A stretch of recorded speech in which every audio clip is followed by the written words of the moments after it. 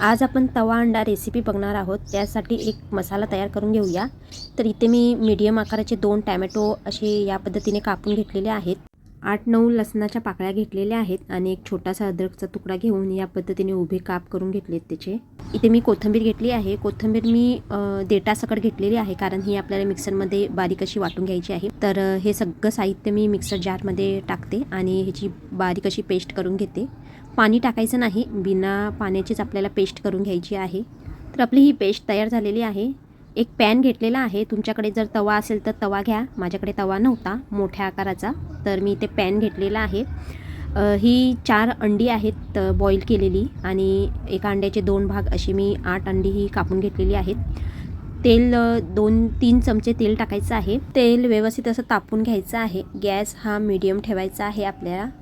आणि या पद्धतीने जी आपण बॉईल केलेली अंडी होती, एकाचे 2 भाग केलेले, तर या पद्धतीने उलटी अशी ठेवायची आहेत। त्याच्यावर थोडंसं मीठ, थोडीशी हळद आणि थोडंसं लाल तिखट टाकायचं आहे। मसाल्याचं लाल तिखट टाकायचं आहे आपल्याला, कलरचं नाही। आणि या पद्धतीने ती जराशी शेकून घ्यायची आहेत आपल्याला, थोडासा गोल्डन कलर येईपर्यंत।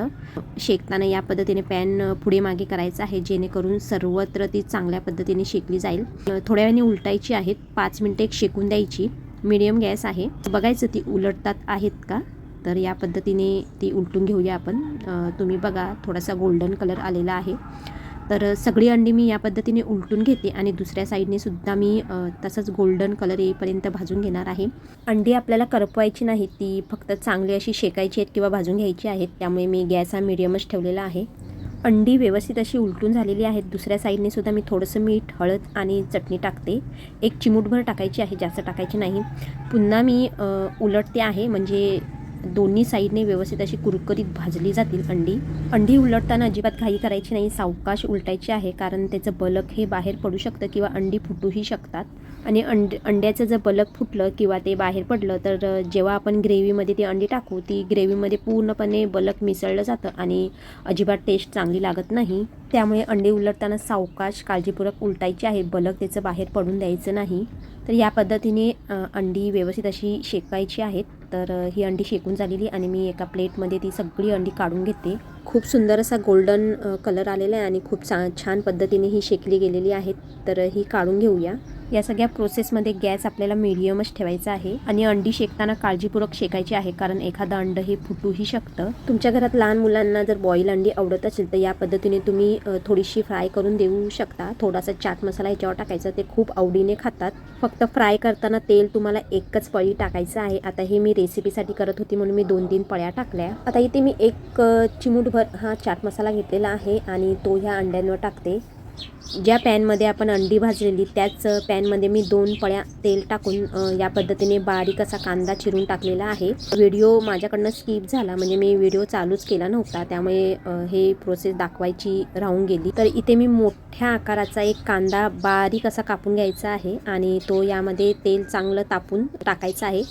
थोडेसे खडे मसाले सुद्धा मी टाकलेले आहेत ह्याच्यात, ते सुद्धा माझ्याकडून स्किप झालं। तर इथे खड्या मसाल्यामध्ये मी 2 दालचिनी, एक तेजपत्ता, 3-4 लवंगा आणि एक बदाम फूल घेतलेला आहे छोट्या आकाराचं। आपण जेव्हा रेसिपी करण्यासाठी 2 पळ्यात तेल टाकतो, तर तेल व्यवस्थित असं गरम झाल्यानंतर हे खडे मसाले टाकायचे आहेत। त्याच्यानंतर कांदा टाकायचा आहे आणि कांदा हा खूप बारीक कापायचा आहे आपल्याला। त्याच्यानंतर अर्धा चमचा मीठ, 1.5 चमचा मी लाल तिखट टाकलेला आहे। हे मसाल्याचं लाल तिखट आहे, म्हणजे चटणी किंवा गरम मसाला म्हटलं तरीही चालेल। आता जो मी मसाला टाकला आहे तो कांदा लसूण मसाला टाकला आहे, त्याच्यामध्ये सगळे मसाले मिक्स असतात आणि हा आम्ही घरच्या घरीच करतो। ह्याला कोल्हापुरी मसाला किंवा नॉनव्हेज मसालाही म्हटला जातो, कारण तो खास नॉनव्हेजसाठी वापरतात। आता सुरुवातीला जे आपण वाटण केलेलं मिक्सरमध्ये ते मी ते टाकून घेतलेलं आहे आणि एकजीव करते पूर्णपणे सगळे जिन्नस। हा मसाला तेलामध्ये व्यवस्थित असा परतवायचा आहे। आता इथे जे मी खडे मसाले टाकले ते तुम्ही डायरेक्ट मिक्सरमध्ये वाटून तसे रेसिपीमध्ये टाकले तरी चालतील। आपण सुरुवातीला जे वाटण केलेलं त्याच्यामध्ये खडे मसाले टाकून तुम्ही या पद्धतीने बारीक करून टाकला तरी चालेल। तर रेसिपी खूप स्पायसी होईल म्हणून मी वरतूनच टाकलेले आहेत सगळे खडे मसाले। तर इथे मिरच्यासुद्धा टाकायच्या राहिलेल्या तेलामध्ये, तर आता मी टाकते आहे। पण तुम्ही जेव्हा आपण रेसिपीसाठी तेल तापवतो तेव्हाच मिरच्या टाकायच्या आहे। जर तुम्ही जास्त स्पायसी खात नसाल तर तुम्ही इथे हिरव्या मिरच्या टाकू नका आणि खडे मसाले जे टाकलेले आहेत ते सुद्धा टाकू नका। आता इथे मी रेसिपीला खूप सुंदर असा कलर येण्यासाठी थोडासा काश्मीरी लाल तिखट टाकलेलं आहे. हे अजिबात तिखट नसतं, फक्त कलर येण्यासाठी रेसिपीमध्ये टाकलं जातं काश्मीरी लाल तिखट. रेसिपीमध्ये खडे मसाले टाकले तर थोडासा असा स्पायसीपणा येतो आणि चवही खूप सुंदर लागते. तुम्हाला जर आवडत नसेल तर तुम्ही स्किप केले तरीही चालते. आता ज्या मिक्सर जारमध्ये आपण मसाला वाटलेला त्याच मिक्सर जारमध्ये मी इथे अर्धा ग्लास पाणी टाकून रेसिपीमध्ये टाकलेलं आहे आणि पुन्हा इथे मी सगळे मसाले एकजीव करते. गॅस आपल्याला मीडियमच ठेवायचा आहे आणि जो मसाला आहे तो अधूनमधून असा या पद्धतीने हलवून घ्यायचा आहे, एकजीव करायचा, नाहीतर तो पॅनला खालती चिकटला जाईल.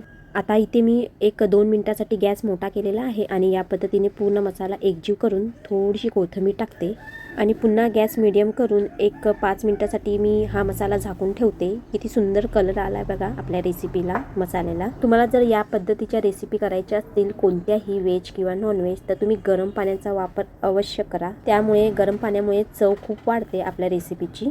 तर इथे मी 5 मिनटं मीडियम गॅसवरती मसाला झाकून ठेवलेला आणि पुन्हा आपण तो व्यवस्थित असा हलवून घेऊया. आता जी अंडी आपण फ्राय करून घेतलेली ती या मसाल्यामध्ये टाकायची आहेत. हळूवार अशी टाकायची आहेत, अंड फुटून द्यायचं नाही आणि या पद्धतीनेच आपल्याला त्या मसाल्यामध्ये ठेवायची आहेत. उलटी अशी ठेवायची नाही, सरळ ठेवायची आहेत, नाहीतर ते बलक आहे ते पूर्णपणे त्या मसाल्यामध्ये मिक्स होईल आणि जसं आपल्याला ग्रेव्ही हवी तशी होणार नाही, ती पूर्णपणे घट्ट होईल आणि कलरही येणार नाही. तर इथे थोडीशी कोथिंबीर टाकून 5 मिनटं शिजायला ठेवायचं आहे. 5च मिनटं ठेवायचं आहे आणि गॅस हा मीडियमच ठेवलेला आहे मी.